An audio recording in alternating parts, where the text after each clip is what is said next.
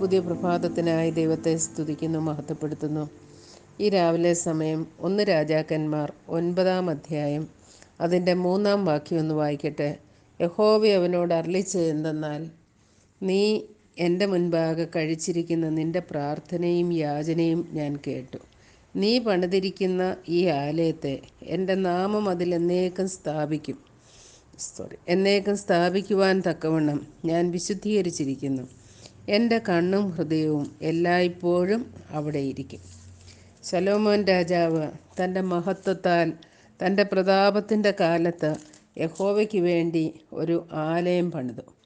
വളരെ താല്പര്യത്തോടുകൂടി വളരെ ചെലവ് ചെയ്ത് താൻ പണി കഴിപ്പിച്ചതായ ഒരു ദേവാലയം. ആ ദേവാലയം ദൈവസന്നിധിയിൽ പ്രതിഷ്ഠിച്ച് കഴിഞ്ഞതിന് ശേഷം അതിൻ്റെ മുൻപുള്ള അധ്യായത്തിൽ പറയുന്നത് 20,000 കാളയും 120,000 ആടിനെയും ഈ ആലയത്തിൻ്റെ സമർപ്പണ സമയത്ത് യാഗം കഴിച്ചു. അങ്ങനെ ആ യാഗം കഴിച്ച് ദൈവസന്നിധിയിൽ പ്രാർത്ഥിച്ചതിന് ശേഷം ദൈവം നൽകുന്ന മറുപടിയാണ് ഇവിടെ പറയുന്നത്. ഈ ആലയത്തെ എൻ്റെ നാമം അതിൽ എന്നേക്കും സ്ഥാപിക്കുവാൻ തക്കവണ്ണം ഞാൻ വിശുദ്ധീകരിച്ചിരിക്കുന്നു. ദൈവം പറയുകയാണ്, ഈ ആലയത്തെ ഞാൻ വിശുദ്ധീകരിച്ചിരിക്കുന്നു. വീണ്ടും പറയുന്നു, എൻ്റെ കണ്ണും എൻ്റെ ഹൃദയവും എല്ലായ്പ്പോഴും അതിന്മേലിരിക്കും. ദൈവത്തിന് പ്രസാദമുള്ള ഒരു പ്രവൃത്തി ശലോമോൻ ചെയ്തു. ആ ആലയത്തെ ദൈവം ആദരിച്ചു. പിന്നീട് നമ്മൾ ദിനവൃത്താന്ത പുസ്തകമൊക്കെ വായിക്കുമ്പോൾ നമുക്ക് കാണുവാൻ കഴിയും, ദൈവം എപ്പോഴും പറയുന്നത് ഈ ആലയത്തിൽ നിന്ന് കഴിക്കുന്ന പ്രാർത്ഥനയ്ക്ക് നേരെ, അല്ലെങ്കിൽ ഈ ആലയത്തിലേക്ക് മുഖം തിരിച്ചുകൊണ്ട് ആര് പ്രാർത്ഥിച്ചാലും ഞാനതിനെ അംഗീകരിക്കും, ഞാനത് കേൾക്കും, ഞാനതിന് ഉത്തരമരുളും എന്നൊക്കെ വ്യക്തമായിട്ട് പറഞ്ഞിട്ടുണ്ട്. ശലോമോൻ കല്ലും മരവും സ്വർണവും വെള്ളിയും കൊണ്ട് പണിത ഈ ആലയത്തെ ദൈവം വിശുദ്ധീകരിച്ച് ദൈവത്തിന് പ്രസാദമുള്ള ഒരു സ്ഥലമായിട്ട് തന്നെ അംഗീകരിച്ചു. പുതിയ നിയമ വിശ്വാസികളെക്കുറിച്ച് ദൈവത്തിൻ്റെ പരിശുദ്ധാത്മാവ് രേഖപ്പെടുത്തിയിരിക്കുന്നത് 1 കൊരിന്ത്യർ 3-ാം അധ്യായത്തിൻ്റെ 16-ാം വാക്യം, നിങ്ങൾ ദൈവത്തിൻ്റെ മന്ദിരമെന്നും ദൈവത്തിൻ്റെ ആത്മാവ് നിങ്ങളിൽ വസിക്കുന്നു എന്നും അറിയുന്നില്ല. അതോടൊപ്പം 2 കൊരിന്ത്യർ 6-ാം അധ്യായത്തിൻ്റെ 16-ാം വാക്യത്തിൽ നിന്നൊരു ഭാഗം കൂടെ വായിക്കട്ടെ. നാം ജീവനുള്ള ദൈവത്തിൻ്റെ ആലയമല്ലോ.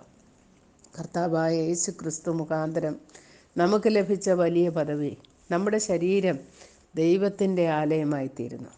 ഏദൻ തോട്ടത്തിൽ മണ്ണുകൊണ്ട് നിർമ്മിച്ച ആ രൂപത്തിന്മേൽ ദൈവത്തിൻ്റെ ജീവശ്വാസമൂതി അത് ജീവനുള്ള ദേഹിയായിത്തീർന്നു.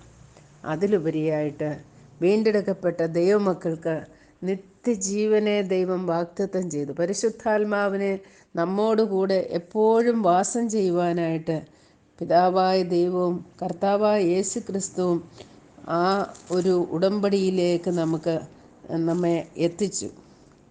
യോഹന്നാൻ്റെ സുവിശേഷത്തിൽ പറയുന്നത്, ഞങ്ങൾ നിങ്ങളുടെ അടുക്കൽ വന്ന് വാസം ചെയ്യും.